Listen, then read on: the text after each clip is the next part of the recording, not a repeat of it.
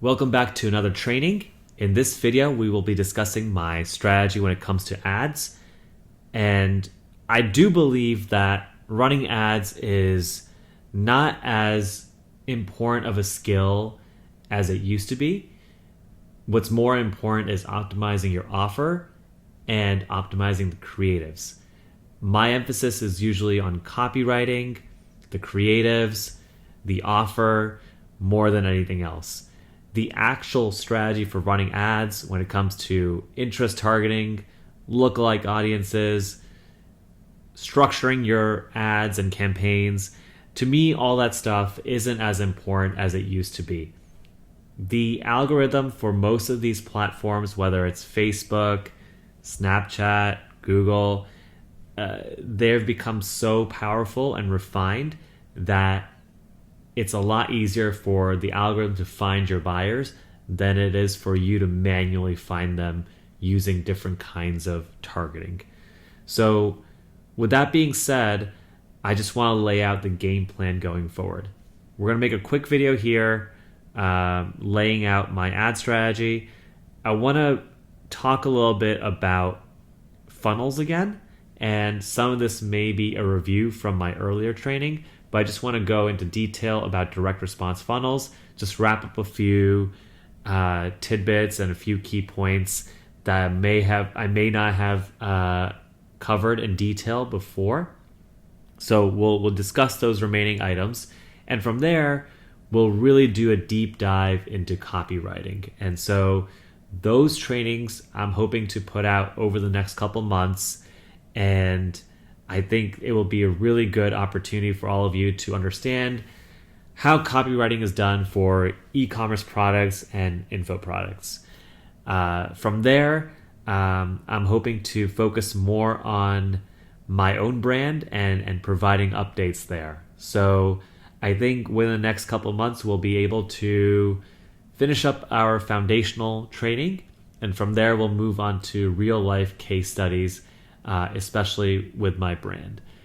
To start things off, I want to make clear that the strategy I'm discussing in this video works really well for any ad platform. Okay, it doesn't matter whether it's Facebook, Google, Snapchat, Pinterest, TikTok.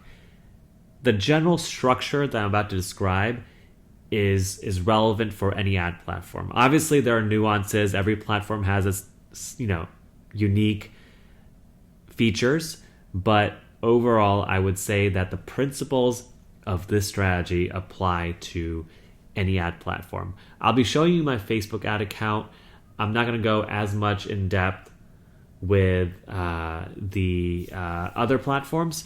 I just feel like a lot of the principles I'm about to teach here can be applied to any platform. If you have any specific questions, you can feel free to ask them in the group chat. I'm happy to answer questions about any other platform, but for now, we're just going to focus on Facebook because I think the principles are pretty clear and simple enough for you to apply to any platform.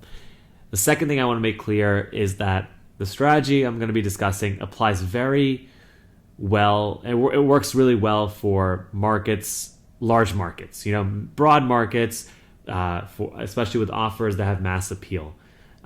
If it's a more niche offer, in that case, targeting may be more important. But generally speaking, the strategy I like to follow is great for products that appeal to pretty much everyone or a very broad slice of the market. So with that being said, I want to make clear some key points here. First, I really like to simplify my ad structure. I don't like to have a lot of campaigns going. I don't like to have too many creatives, too many interests, too much targeting. You'll see when we discuss this in more detail, it's really all about simplifying the ad structure. So you know where everything is and you don't have to make too many tweaks. You shouldn't be messing around in your ad account that much. It's usually just to refresh creatives. And that leads to my next point, which is your creatives should be the focus. If the performance of your ad account is declining, refresh the creatives. Try different creatives. And by different creatives, I mean different angles, different types of copy, it really doesn't matter. You need to keep refreshing them and trying new things. Okay, the more you test, the better your ads will perform. And that's really key. The person who refreshes their ad creatives, 10 times a week is going to perform way better than someone who's only refreshing them, a couple times a month. So make sure that your focus is on the creative. The algorithm is going to reward the best creative. The algorithm is not going to reward the person who does the best targeting, okay? So just keep that in mind, that for me, in this strategy, it's all about the creative. And, if you viewed my prior trainings, you will know, what types of creatives you should be creating and, how to write good, write and, develop good copy for your creatives. I think that's really important. I think you'll be able to follow those trainings, understand exactly what to look for when it comes to creating a highly converting creative. The next key point here is you need to organize your metrics. And what I mean by that is you need to be able to see the key metrics for every single step of the funnel. And once we get into my ad account, I'll show you exactly what you need to do. And finally, you may think that what I'm saying, I'm kind of getting away from testing out interest and lookalike audiences, but that's not true. I do believe there is a place for interest and lookalike audiences. And, I mentioned this before, niche audiences, niche products. Yes, you should be testing out, more narrow interests and lookalike audiences. There's a lot of value there. However, I think even with broad offers, you should be testing out different interests and different lookalike audiences, because there will be pockets of audiences that convert better than the broad audience. But in general, my experience has always been going broad is always better than using smaller audiences. And all you should be doing is messing around with the creatives. But like I said, never ignore anything, test everything. So testing out interests and lookalike audiences and other options in your ad account is always a good idea. So with that being said, let's now take a look at my exact ad structure. Let's talk a little bit about the actual structure for my ads. Now, the first thing you have to keep in mind is that I like to keep only one campaign per offer, product, or collection. If I'm selling 3 different products, I'm going to have one campaign for each. If I'm selling a bundle with all 3 products, that's going to be a separate campaign. So one campaign per offer. Pretty simple, right? The next thing you have to know is that I like to use CBOs, campaign budget optimization. I don't want to waste my time deciding what the budget for each ad set should be. Which audience should I be focusing on? That to me is a waste of time. CBO exists for a reason, and that's because the algorithm knows where to allocate the spend for each ad set within a campaign. So I like to use campaign budget optimization. Now, some people say they want to have more control over the ad sets. That's fine. If you want to do that, go ahead. Like I said, this strategy is something I use because it simplifies things and it requires a lot less work for me. I've tweeted about this before. I've said I'd rather spend my time in Klaviyo than in my Facebook ads account, because as long as I'm refreshing creatives and creating new creatives and new angles every day, I really don't care about messing around in my ad account. For me, optimizing the customer lifetime value is the most important thing. As long as my cost per acquisition, cost per customer is reasonable and within a range that's acceptable for me where my business is profitable, I really don't care about the fluctuations on a day-to-day basis. All I care about is the LTV and making sure that my margins don't face any kind of pressure. There are days that when Facebook or any ad platform is going to go a little crazy.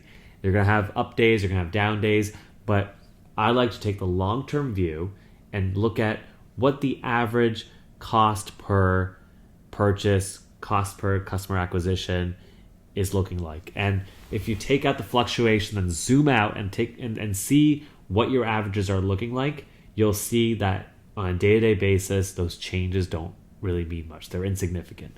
So with that long-term approach, when you're building a brand with a long-term vision, you don't want to be wasting your time in the ads manager.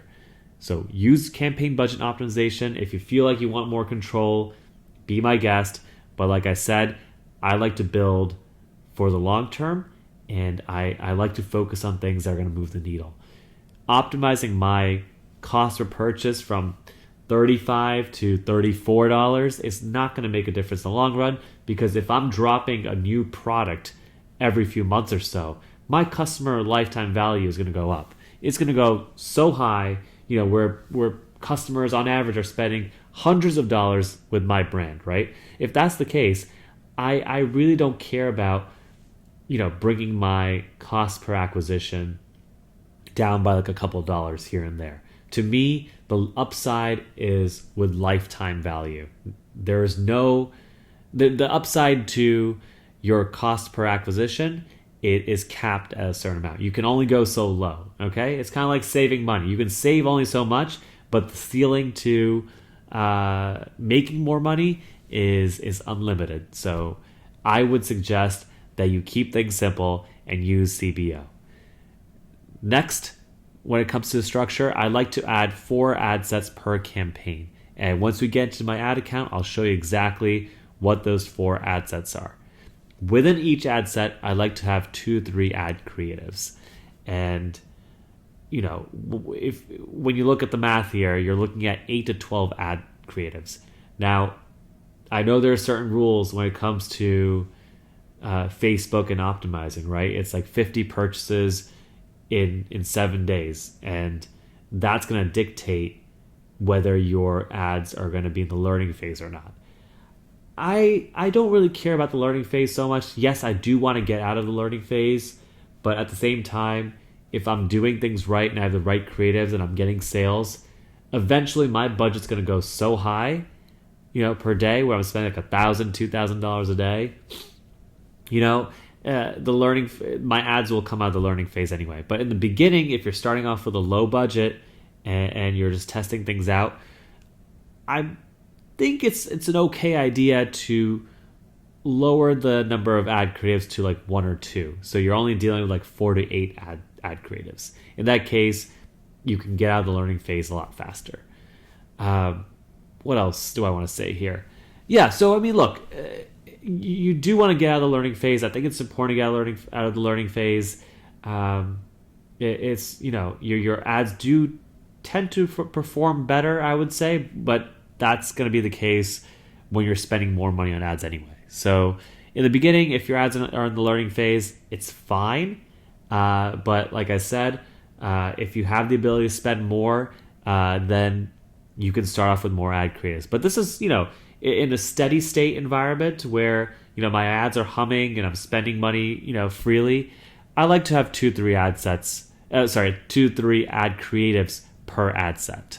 Now, if you want to start lower, you can, but just know that when you limit the number of ad creatives that you're using, performance can be a little more volatile and you may not get the results you want. So testing out as many ad creatives at a budget as high as possible is probably the best thing you can do for your business.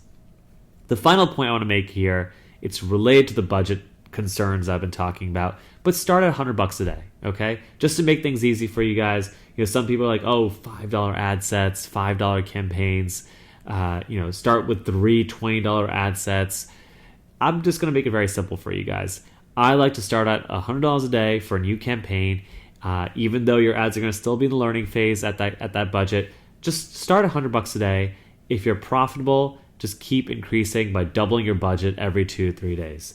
So, start at 100, move on to 200 a day a few days from now. From there, go to 400. And if things are profitable there, then you can increase to 800. At a certain point, you don't want to be doubling, maybe just increasing by 20 to 50% a day. But that's at the higher budgets. And I really do believe that keeping things simple like this, where you're not too worried about the budget, you're not too worried about targeting, it's going to make your life a lot easier. And I know I just mentioned targeting. Let's actually move into my ad account now, and let's talk a little bit about the targeting and what those 4 ad sets per campaign should look like. All right, here we are in my Facebook ad account. This is a test campaign I ran a while back. Before I launched my skincare brand, I was testing things out, and I created this quick campaign, spent almost $10,000 on it, a little over $9,000, just to see what the demand would be like. And what I want to focus on here, first of all, as I was mentioning, are the 4 ad sets. And then I want to talk a little bit about how I structure my ad account and the columns. So first of all, you can see I have 4 main ad sets. Number 1 is because I didn't have enough purchasers, I retargeted anybody who had viewed my content. I didn't have enough add to carts.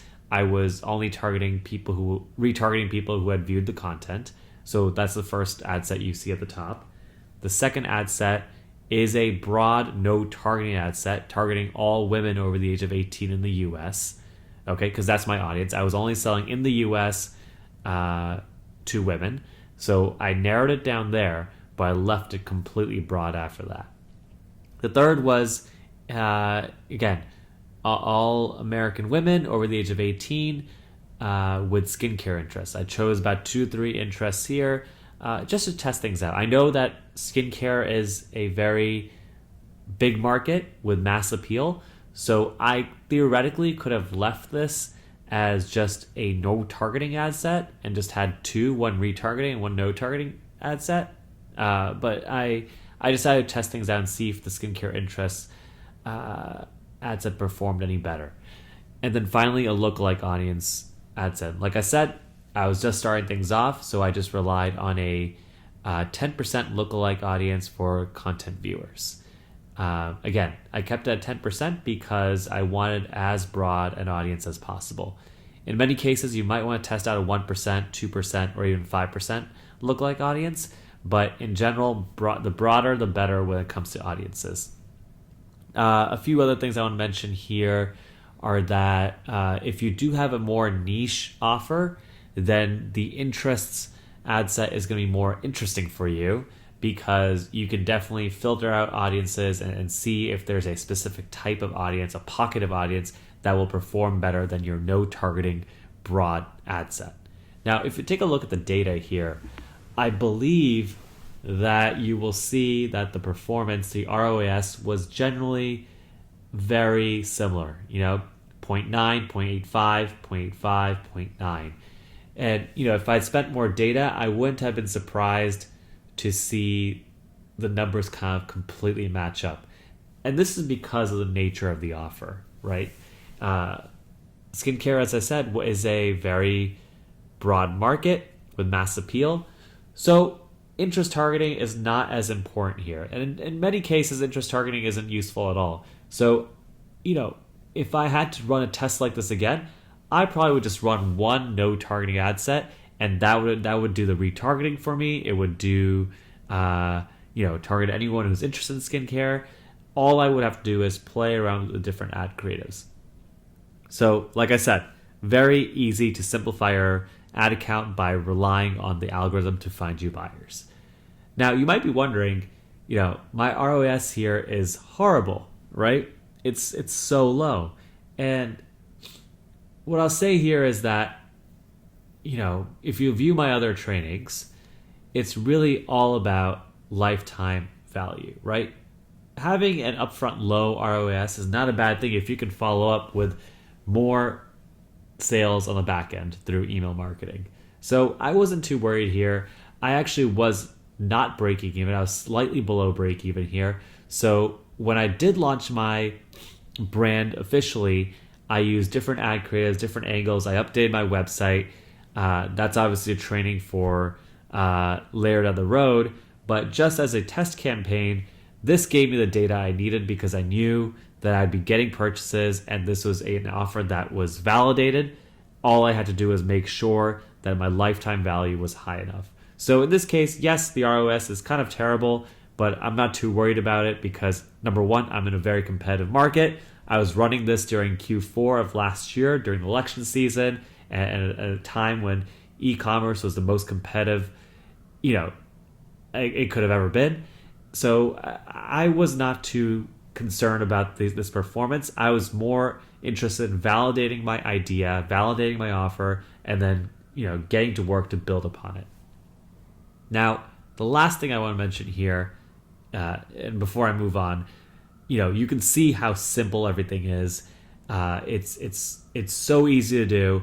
All you have to do is add 2-3 ad creatives for each ad set, and you're good to go, right? And we've done a lot of training on ad creatives. The past few trainings I've done on ad creatives should be enough for you to figure out what kind of stuff you need to create to convert your audiences. So with that being said, let's move on to the last point here, which is the way I've organized my ad account. You can see with all these columns, right? You start off with the bid strategy, okay, lowest cost. Obviously, if you're trying any other bid strategy, it's good to have that column. But the next is budget, reach, impressions, amount spent, purchase value, ROAS, unique purchases, cost per unique purchase, CPM, unique ads of payment information, cost per unique ads per payment information. That's followed by unique checkouts, cost per unique checkout. You can see the pattern here. I've actually structured my columns so that I am showing the entire funnel journey, right? From going backwards from purchases to add of payment information to checkouts to add to carts to content views to unique outbound clicks to CTR. Any kind of information I want on my funnel, I have. And finally, I finish off with the watch time and the amount of the video, the percentage of the videos watched. Now, this kind of structure, I've seen so many ad accounts from so many people, and they just don't know how to lay out their columns, and that's because they don't know what they're looking for. With this kind of structure, if I just take you all the way back, this kind of structure really lets you see where people drop off, what my pain points are in terms of the funnel. This ad account lays out exactly it gives me all the data I need to understand and evaluate my funnel. Now, if you want to go back to one of my earlier trainings, you'll see how I use these metrics to diagnose issues in my funnel and optimize them to get an unprofitable funnel profitable again. Okay, so I'm not going to go into that here. I've done a very detailed 45-minute training on this before. I would go back and view that training again. But here, what I really wanted to focus on was the fact that I have structured the columns in my ad account to give me the data I need. Anything I need to know about my funnel, I can easily visualize the data here. So it's very important when you're starting out to structure your columns exactly like this. Follow the customer's journey through the funnel, and you will have all the data you need to optimize your funnel. Now, I've been speaking for about 20 minutes here, and I think I've said almost everything I want to say about running ads. That's really how simple my structure is. I don't think media buying is as important of a skill as it used to be. And if you are building your business based on the principles I've described in all my trainings, which is to optimize for LTV, I don't think running ads is as big of a deal. What's more important is creating the right kind of ads. And for that, you need to write good copy. You need to create good content, whether that's coming from influencers or you're filming your own content, doesn't matter. But that's really what it's all about. Offers, structuring a great offer, and then structuring great angles, okay, to sell your products with, what copywriters call a unique mechanism. Again, that's a preview of what's to come in later trainings on copywriting, offer generation, and angles. But I don't want to get too far away from the main focus of this video. If there's one takeaway here, keep your media buying as simple as possible. That's all I can really say. And if you're building a business based on my principles, then media buying becomes a lot easier. So that wraps up my training on ads and how to run them. I mentioned earlier that I want to do a little bonus training on funnels, and I want to take you back to this page that I had shown in one of my earlier trainings, and it was about the framework for your funnel structure. And it goes from your ads to your pre-sale page to sales page, followed by checkout, upsells, and your thank you page. Recently, there was a thread posted on Twitter. I think his name is Paul, and he put together a series of videos on a structure that's very similar to what I teach here. And he had included a few links to additional pages. And I just wanted to make sure that all of you saw that thread.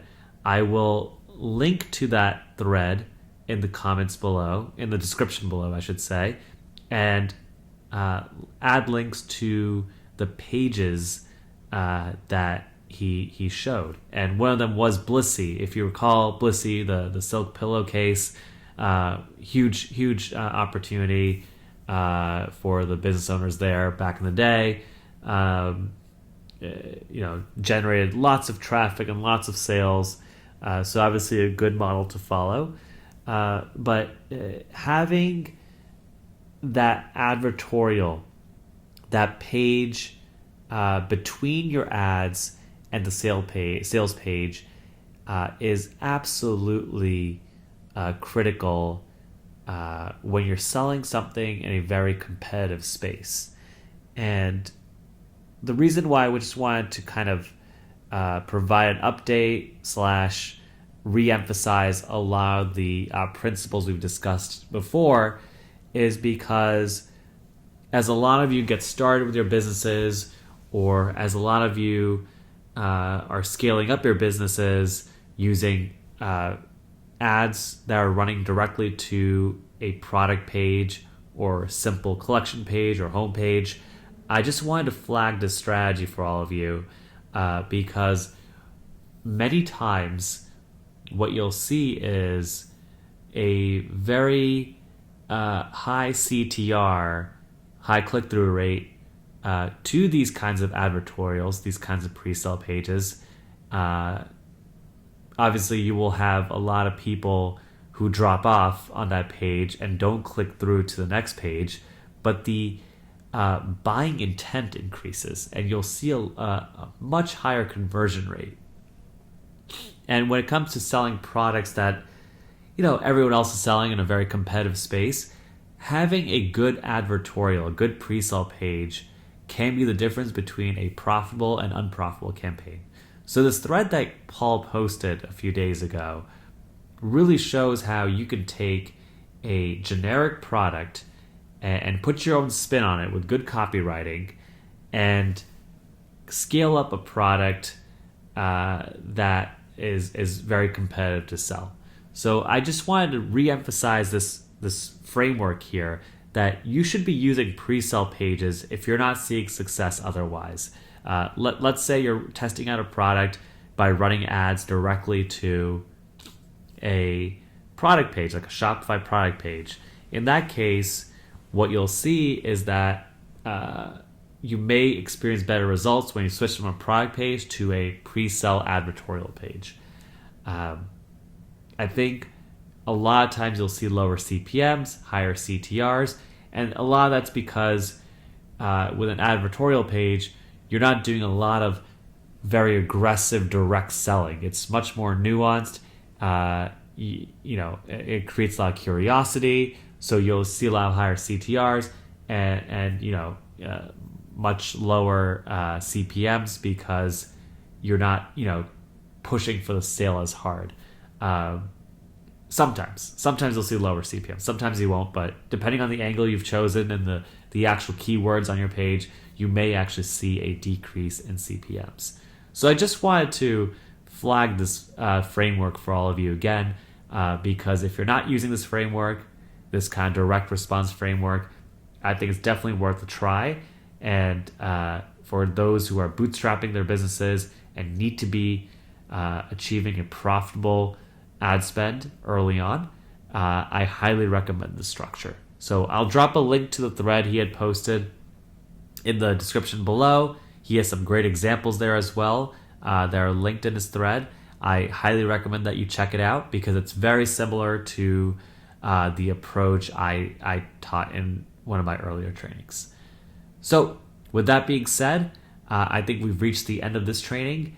I'm very excited to kind of wrap up this training because it really takes care of everything that I could teach you about online business fundamentals. And now we can really focus on the thing that matters, which is copywriting.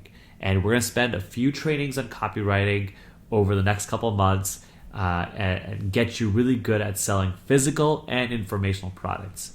And like I mentioned, I am working on info product. It's going to be focused on email marketing with a little bit of copywriting sprinkled in. And I will be launching that hopefully in the early part of next year. Everyone here in this group will receive a discount to that product. So you'll get to watch me sell it and scale it using funnels and all sorts of marketing tactics and strategies. So stay tuned for that. I would say that if you're an email marketer yourself, you will want to check this product out because I'm putting together an insane training and an info product with a lot of value that people really haven't,